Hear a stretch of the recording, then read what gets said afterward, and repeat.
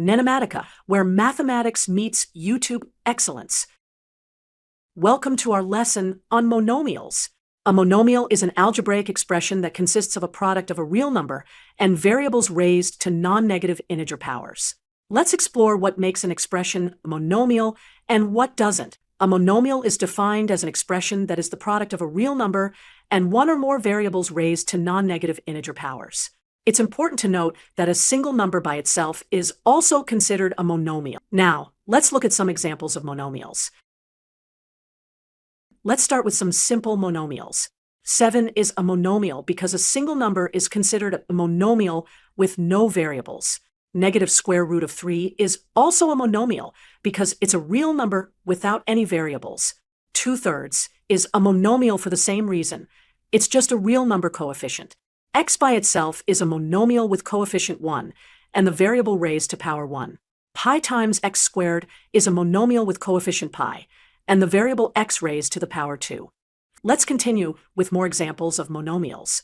5x to the 10th power is a monomial with coefficient 5 and the variable x raised to the power 10. 1/5 xy is a monomial with coefficient 1/5 and two variables x and y, each with power 1.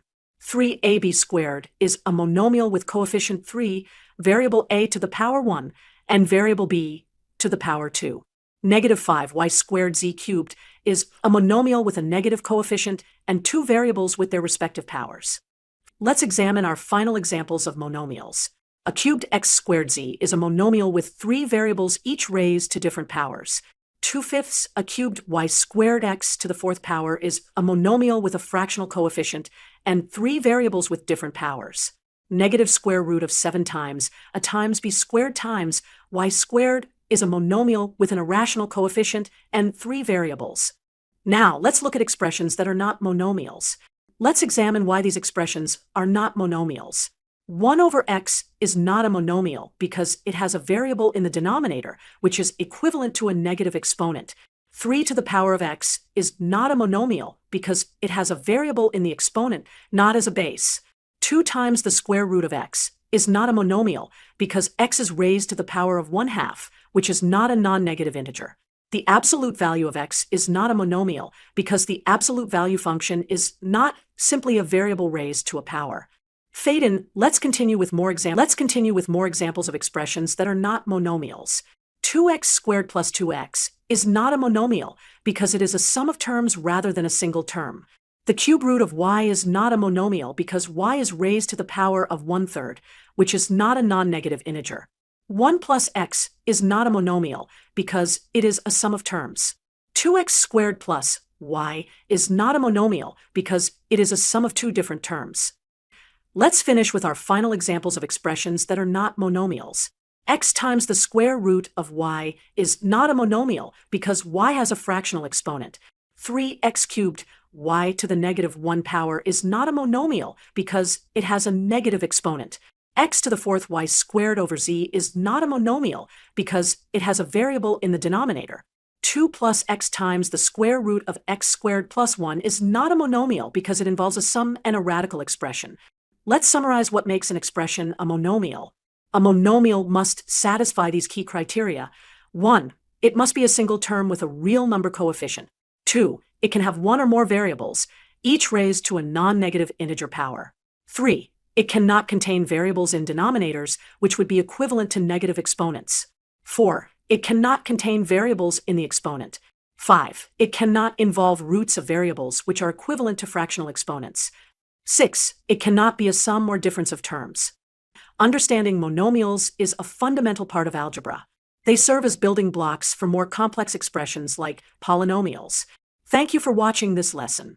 Practice identifying monomials in your own expressions to strengthen your understanding. We'll learn about monomials and how to identify them.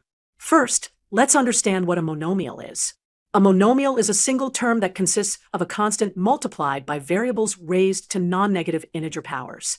There are 3 key points to remember about monomials. First, it must be a single term, no addition or subtraction.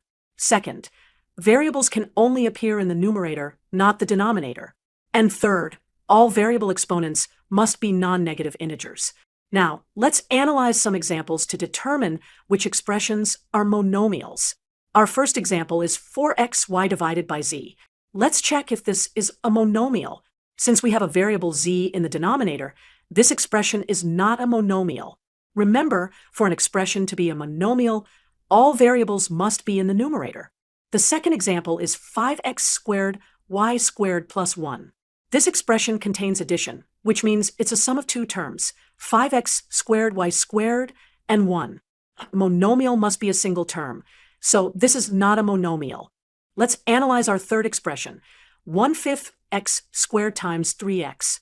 We can simplify this by multiplying the constants and adding the exponents. 1/5 times 3 equals 3/5, and x squared times x equals x cubed, since we add the exponents. So this simplifies to 3/5 x cubed. This is a single term with a constant and a variable raised to a positive integer power. Therefore, it is a monomial. Our final example is simply the number 13. A constant by itself, like 13, is considered a monomial of degree 0. We can think of it as 13x to the power of 0, which equals 13 times 1, or just 13.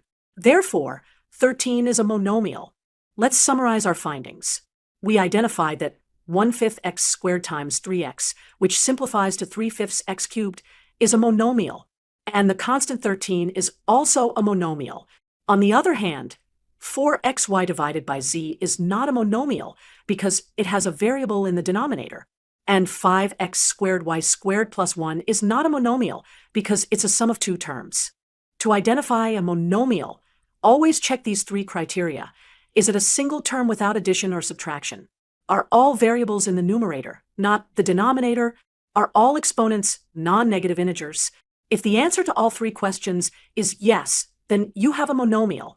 Thanks for watching this tutorial on identifying monomials. Thank you for watching. Don't forget to like, subscribe, and hit the bell icon for more math lessons. NENOMATICA, where mathematics meets YouTube excellence.